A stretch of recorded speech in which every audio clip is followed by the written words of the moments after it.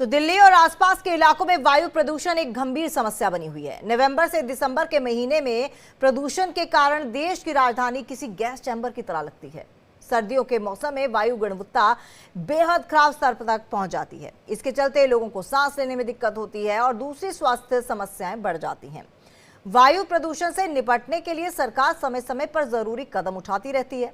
अब 15 साल पुराने वाहनों पर नकेल कसी जा रही है। दिल्ली सरकार ने राजधानी में बढ़ते प्रदूषण को लेकर बड़ा फैसला लिया है। पर्यावरण मंत्री मनजिंदर सिंह सिरसा ने शनिवार को पर्यावरण विभाग, एमसीडी और एनडीएमसी के साथ बैठक करने के बाद कहा कि 15 साल से पुराने वाहनों को 1 अप्रैल से पेट्रोल डीजल नहीं मिलेगा। इसके लिए एक विशेष टीम का गठन किया जाएगा जो ऐसे वाहनों की पहचान करेगी। लेकिन सवाल ये है कि क्या 15 साल पुराने होने पर गाड़ियों को सड़कों से हटाना सही है? क्या 15 साल पूरे होने पर ही गाड़ियां खराब होती हैं, उससे पहले नहीं? या फिर 15 साल के बाद जो गाड़ियां ठीक रहती हैं उन्हें पेट्रोल डीजल ना देना कितना उचित है?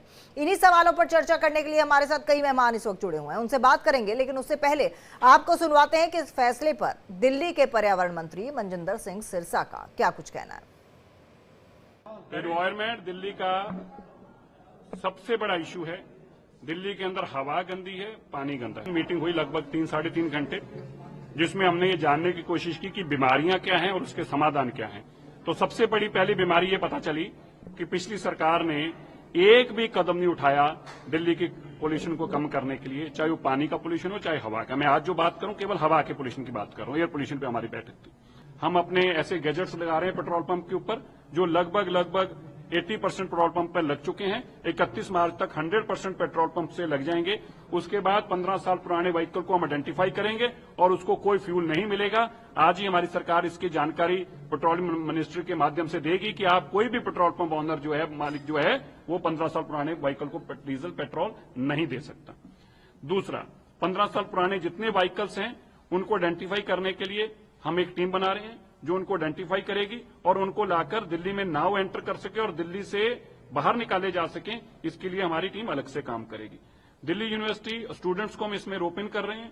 हमारी कोशिश ये है कि जो 25,000 से 30,000 स्टूडेंट्स जो यूनिवर्सिटी के अंदर है, हर साल उनको प्लांटेशन ड्राइव में अपने साथ जोड़ा जाए। उनके लिए ऐसा उनके साथ यूनिवर्सिटी के साथ मिलकर ऐसा इनिशिएटिव उठाया जाए जिसका उनको लाभ मिले, ताकि उनको कोई पार्टिसिपेशन सर्टिफिकेट मिले, उनको कोई बेनिफिट मिले नंबर्स के अंदर, ताकि वो एक प्लांट लगाएं भी और 3 साल तक उसको संभालें भी। और हमारे साथ हमारे 2 मेहमान इस वक्त जुड़ चुके हैं। प्रदीप सिंह, नेता बीजेपी की तरफ से, और साथ ही साथ हमारे साथ डॉक्टर टीना, माफ कीजिएगा, संजीव कौशिक हमारे साथ जुड़े हुए हैं। साथ ही साथ टीना करमवीर हमारे साथ जुड़ी हुई हैं। तो आप दोनों का बहुत बहुत स्वागत है। सबसे पहले टीना जी, मैं आपका ही रुख करूंगी। ये जो प्रदूषण की समस्या से लगातार दिल्ली वासी जूझ रहे हैं, जो तमाम फैसले लिए गए हैं, अब जो गाड़ियों का फैसला आया है, आप क्या समझती हैं कि क्या इस फैसले से प्रदूषण को, या फिर दिल्ली को गैस चैम्बर कहा जाता है, तो क्या इस गैस चैम्बर से राहत मिल जाएगी? देखिए, अपनी बात शुरू करने से पहले मैं याद दिलाना चाहती हूँ कि शीला जी के समय शीला जी ने 7,000 के करीब जो है सीएनजी बस चलाई थी और उससे वायु प्रदूषण में बहुत, जिसे मैं कहूँ कि उससे फायदा हुआ। लेकिन आज आप देखिए कि जो मनजिंदर सिरसा जो ये लेकर आए हैं कि वायु प्रदूषण को लेकर, मैं इसे गलत फैसला कहती हूँ। क्योंकि देखिए, अगर कोई भी कामकाजी व्यक्ति है तो गाड़ी खरीदता है, 7 से 8 साल उसको अपनी किस्त भरने में लग जाते हैं और उसके बाद आप देखेंगे कि जब वो किस्त भरता है और उसके बाद जब वो गाड़ी उसकी अपनी होगी तब आप कहेंगे कि पेट्रोल नहीं मिलेगा आपको। तो ये तो वो व्यक्ति है, वो अपने आप को ठगा हुआ महसूस करेगा। क्या आप तो मंत्री हैं, आपको तो कोई नुकसान नहीं होगा, लेकिन जो कामकाजी जो मिडिल क्लास है उसको नुकसान हो जाएगा। आप तो गाड़ियां खरीद सकते हैं, लगातार आप देखेंगे कि आप तो प्राइवेट जेट में घूम सकते हैं, लेकिन जो कि एक आम व्यक्ति है, आम नागरिक है, उसको कहीं ना कहीं ये फैसला जो है ये नुकसान करेगा। क्योंकि कोई भी व्यक्ति अगर गाड़ी किस्त में लेता है तो बड़ी ध्यान से रखता है अपनी गाड़ी को। मुझे लगता है कि गाड़ियों में ऐसी व्यवस्था की जानी चाहिए जिससे कि प्रदूषण कम हो। लेकिन साहब ने जो फैसला दिया है इसको मैं पूर्णतः गलत और गलत फैसला कहती हूँ, पूर्णतः गलत बताती हूँ। चलिए सीधा रुक कर लेते हैं। हमारे साथ बीजेपी की तरफ से भी स्पोक्स पर्सन जुड़ चुके हैं, हमारे साथ प्रदीप सिंह जुड़ चुके हैं। प्रदीप जी, आपका बहुत बहुत स्वागत है। कहा जा रहा है कि फैसला गलत है, बाकी पार्टीज की तरफ से कहा जा रहा है कि फैसला गलत है। भाई आप अगर ऐसा फैसला ले रहे हैं, इसको एग्जीक्यूट करेंगे, इसके लिए आपको विकल्प भी तो देने पड़ेंगे ना। नमस्कार तमन्ना जी, आपको और आपके दर्शकों को और साथी वक्ताओं को नमस्ते। तमन्ना जी, हम लोग जब घर में गाड़ी खरीदने से पहले चर्चा कर रहे होते हैं ना, और घर में 4 आदमियों का परिवार होता है, तो गाड़ी खरीदने पे भी एका नहीं होता। कभी रंग को लेकर के, और कभी उसकी मेक को लेकर के, कभी ब्रांड को लेकर के। फाइनली जो स्थितियां होती है आर्थिक और बाकी सबको लेकर के गाड़ी खरीदी जाती है मध्यम वर्गीय परिवारों। अब आते हैं इसके लोकतांत्रिक व्यवस्था में कौन सा विपक्ष है जो सरकार के किसी कदम का कभी स्वागत करता है या कभी उसके समर्थन जताता है। हम दिल्ली एनसीआर में एक ऐसी स्थिति में रह रहे हैं जहां पे अगर अब सख्ती नहीं की गई तो मामला हाथ से एकदम निकल जाएगा। अभी देखिए, सबसे पहले आदरणीय मंत्री जी ने बताया कि पिछली सरकार ने कुछ काम ही नहीं किया। शो ऑफ ज्यादा था, काम था। देखिए, 10 साल जो लाइफ होती है एक गाड़ी की, वो बनाने वाले भी बताते हैं कि 10 साल की लाइफ। और बहन जी को मैं बताना चाहूंगा, पता नहीं कौन सी कंपनी है जो 8 साल का ईएमआई देती है, यूजली 5 साल का ईएमआई में खत्म हो जाता है सब कुछ। मेरे पास तो यही जानकारी है, हो सकता है उनके पास दूसरी जानकारी हो। लेकिन क्या आप बताइए, दिल्ली को जो सर्दी के जब मौसम आते हैं तो दिल्ली किस तरह से कराती है, वो कराना और किसी का गाड़ी का प्यार बचा के रखना कौन सा ज्यादा महत्वपूर्ण है। दिल्ली में ऐसे बहुत सारे लोग हैं जिनका इससे परेशानी में कोई योगदान नहीं देता है होता है, लेकिन फिर भी वो परेशान रहते हैं, जो कि प्रदूषण है। और इवन फॉर्मूला कौन सा समर्थक था, क्या था, उससे क्या परिवर्तन हुआ नहीं। 2001 में मैंने देखा था, उस समय शीला दीक्षित जी ने ऑटो और सीएनजी लेकर के एक बड़ा अभियान चलाया था, और उससे निश्चित तौर पर उस समय की स्थिति में थोड़ा परिवर्तन आया था। लेकिन क्या आप उसी 24 साल 25 साल बाद क्या उस तरह के क्रांतिकारी कदमों की आवश्यकता नहीं है? निश्चित तौर पे है। तो ये जो विपक्ष है ये कभी संतुष्ट नहीं रहेगा, ये हरदम इसी प्रकार की कुछ न कुछ बातें करता रहेगा, और लोकतंत्र में चर्चा का अवसर हमेशा बना रहता है। लेकिन ये समय की मांग है और ये एकदम आवश्यक है। स्थिति एकदम हाथ से निकल जाएगी अगर इस तरह के सख्त कदम नहीं लिए गए। और चाहे परिवार, सब समाज की सबसे छोटी इकाई परिवार होती है, वहां पे भी ऐसे ऐसे अवसर आते हैं जहां पे कि सख्त कदम मुखिया को लेना पड़ता है या संबंधित परिवारजनों को लेना पड़ता है। चलिए सर, आगे संजीव जी से सवाल ले लेते हैं। संजीव जी हमारे साथ स्पोक्स पर्सन आपकी तरफ से जुड़ चुके हैं। सर, आपके ऊपर तो सीधा सीधा आरोप लगा दिया कि भाई पिछली सरकार में तो कुछ किया ही नहीं प्रदूषण को लेकर। देखिए तमन्ना, सच बात यह है कि दिल्ली की इस इलेक्शन में प्रदूषण, वायु प्रदूषण और जल प्रदूषण दोनों बहुत महत्वपूर्ण मुद्दा रहा है, और भारतीय जनता पार्टी ने बढ़ चढ़ के इसके बारे में बातचीत भी की है। अभी भारतीय जनता पार्टी काम करने के बजाय केवल काम करते हुए दिखना चाहती है। ये ठीक उसी प्रकार से है कि यदि कोई जहरीला पौधा है तो उसके पत्तियों को तोड़ करके आप खत्म करने का या उसके जहर को कम करने का प्रयास कर रहे हैं, उसके जड़ पे प्रहार करने का ये प्रयास नहीं कर रहे हैं। सवाल यह है कि दिल्ली में जो प्रदूषण है वो 70% बाहरी, दिल्ली के बाहर से आने वाले प्रदूषण है, और तकरीबन 30% के आसपास में दिल्ली में जो गाड़ियां चलती है उससे प्रदूषण फैलता है। तो क्या ये औद्योगिक घराने जिसके बारे में हम बात कर रहे हैं उस पर लगाम कसने का प्रयास करेंगे? क्या दिल्ली के अगल बगल के स्टेट से जो प्रदूषण दिल्ली में आता है उस पर लगाम कसने का प्रयास करेंगे? तो ऐसा नहीं करेंगे। इनको दिल्ली के जनता के सुविधाओं से कुछ लेना देना नहीं है। ये केवल, मैंने कहा कि इनका उद्देश्य केवल यही है कि बड़ा हार्ड एक्शन हमने लिया, यमुना पे हार्ड एक्शन लिया। यमुना, अब बताइए, यमुना में जो पानी गिर रही है एसटीपी प्लांट लगाने के बजाय या उसको दुरुस्त करने के बजाय यमुना में भीतर वो मशीनें चलती हुई दिखाई दे रही हैं। लोगों को लग रहा है कि यमुना की सफाई हो रही है, घाटों की सफाई वो कर रहे हैं। तो ये काम के नतीजे क्या आएंगे उससे इनको कोई मतलब नहीं है। इनको केवल ये मतलब है कि दिल्ली की जनता से हमने जो वायदे किए थे, कम से कम दिल्ली की जनता को दिखे कि हम काम कर रहे हैं। नतीजों से कोई मतलब नहीं है। परेशानी कितनी बढ़ेगी?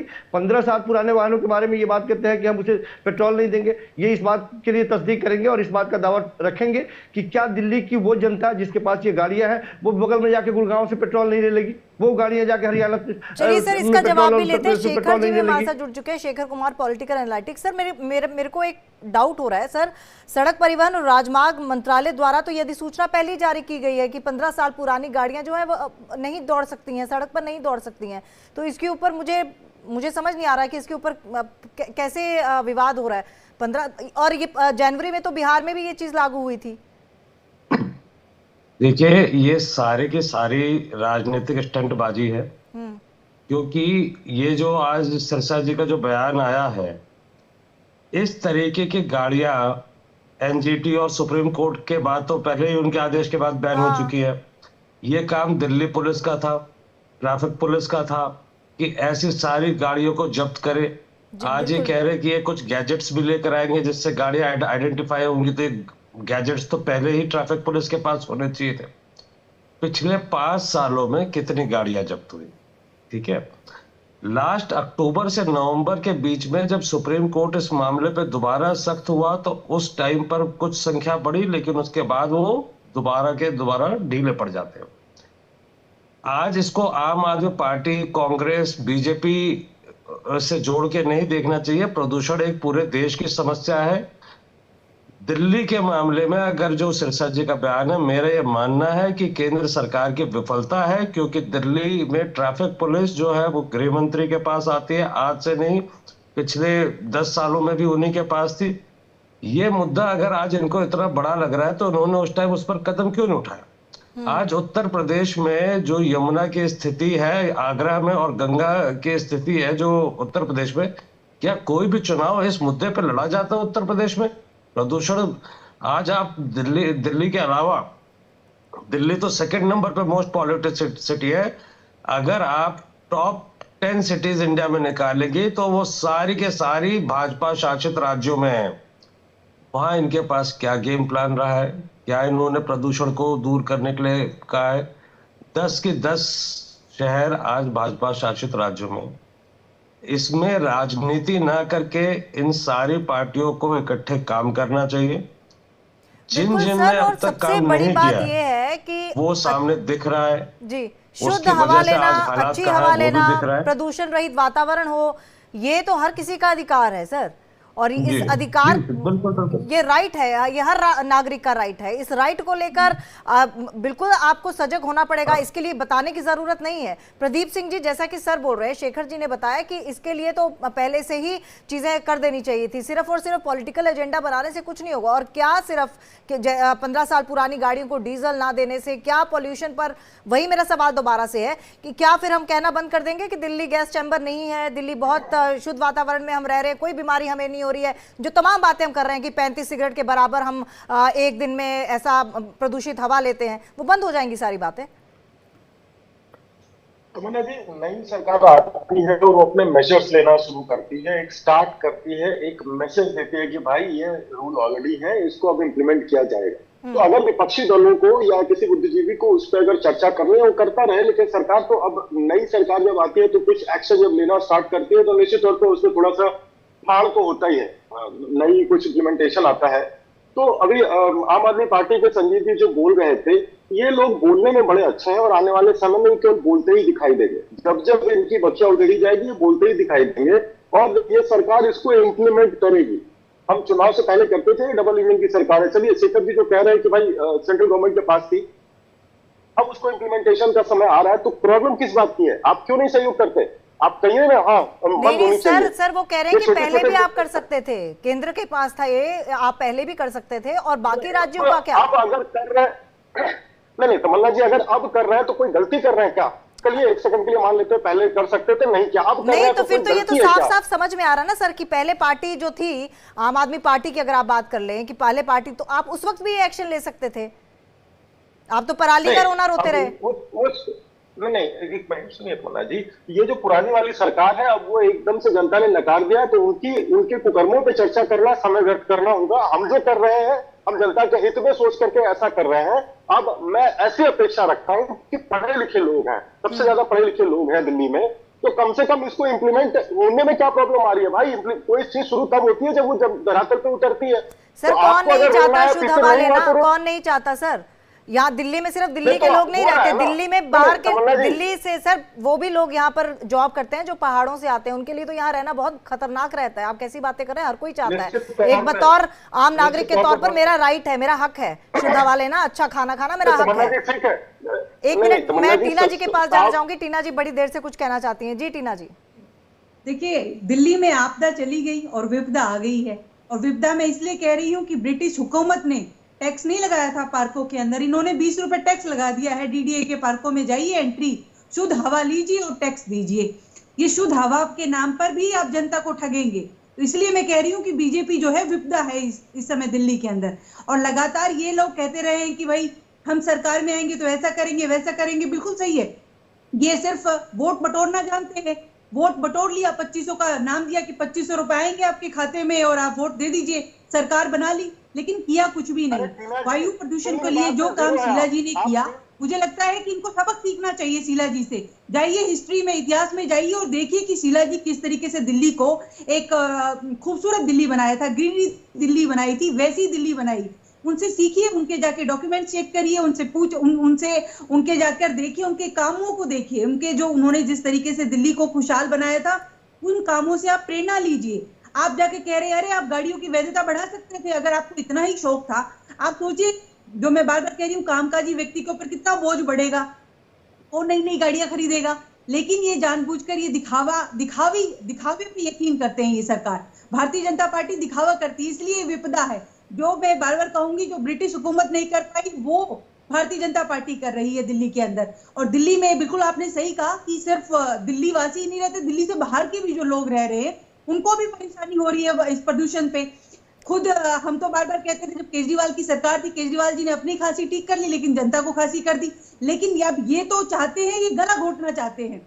ये भारतीय जनता पार्टी तो लोगों के गला घोटने पर उतारू हो गई है। ये नहीं चाहती है कि कोई भी ऐसी नीति बने, कोई ऐसा कार्य किया जाए। इसलिए मैं कह रही हूँ, इनको शीला जी से सबक सीखना चाहिए, उनसे शिक्षा लेनी चाहिए। चलिए संजीव जी से ले लेते हैं सवाल। आम आदमी पार्टी की तरफ से हमारे साथ प्रवक्ता जुड़े हैं। सर, अब क्या वाकई ही इस बाबत कोई एक्शन नहीं लिया गया? क्योंकि प्रदूषण की समस्या तो एक बड़े लंबे समय से दिल्ली वासियों के साथ रही है, और जहां तक 15 साल पुरानी गाड़ियों की बात है, ये तो बगैर सहयोग के किसी भी राज्य में कोई भी सरकार हो, वो पर्यावरण पे काबू नहीं पा सकती है जब तक केंद्र नहीं सहयोग करे।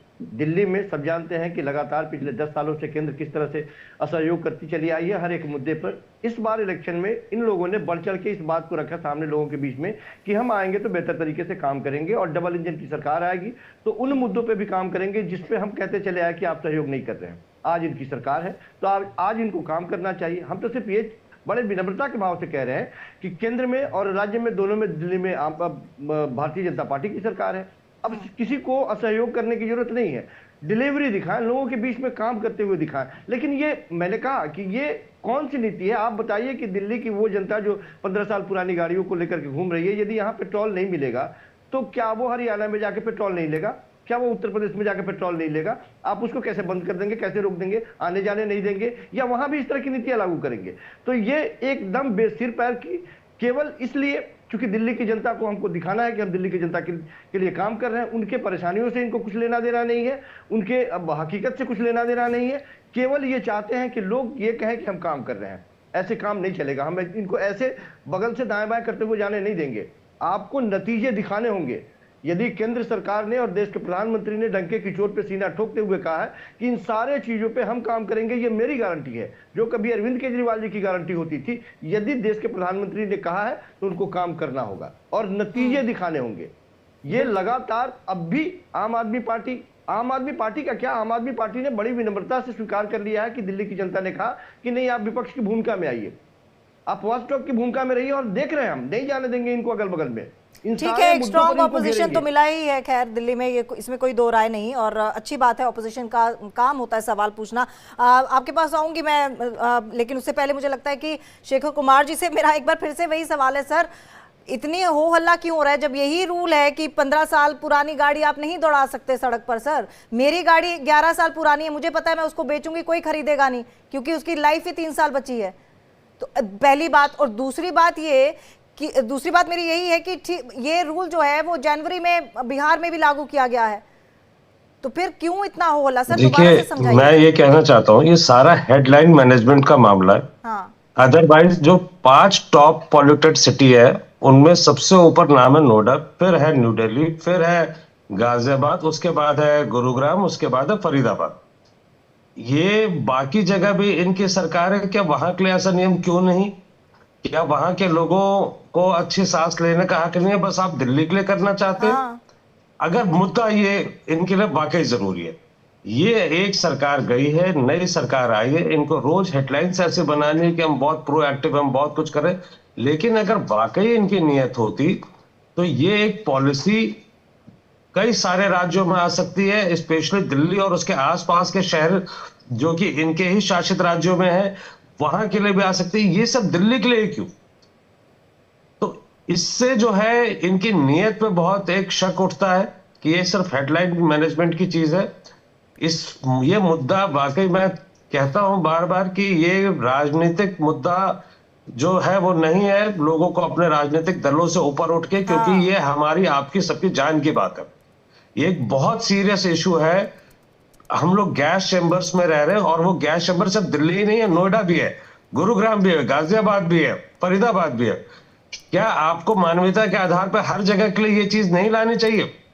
आप सिर्फ दिल्ली में सरकार में नए नए आए हैं तो आपको रोज हेडलाइन मैनेजमेंट चाहिए। आपके पास वो पावर्स थी जब आपने दिल्ली में क्या करा? आप बताइए कि कोई भी एक आम आदमी पार्टी की सरकार हो या उस टाइम कांग्रेस की सरकार होती, वो क्या कोई गाड़ी सीज कर सकती है? ये पावर नहीं थी, ये पावर केंद्र सरकार के पास थी, ट्रैफिक पुलिस के पास है, ट्रैफिक अधिनियम में वो गाड़ी जब्त होती है।